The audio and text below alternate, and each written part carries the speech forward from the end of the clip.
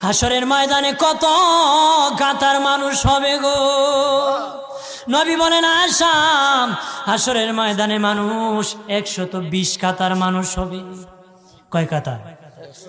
আয়েশা রে, হাসরের ময়দানে 120 কাতার মানুষ হবে। আয়েশা সিদ্দিকা বলেন ইয়া রাসূলুল্লাহ, ইয়া রাসূলুল্লাহ, আমি জানতে চাই আপনি রাসূলুল্লাহর উম্মত কত কাতার হবে? নবী বলেন আয়েশা, আমি রাসূলুল্লাহর উম্মত একাই 80 কাতার হবে। আয়েশা বললেন ইয়া রাসূলুল্লাহ, দিনের নবীজি 80 কাতার দিয়ে আপনার উম্মত হবে, আপনার উম্মতকে কেমনে আপনি চিনবেন? নবী বলেন আয়েশা রে, আমার উম্মতকে 3টা পরিচয় আমি চিনব।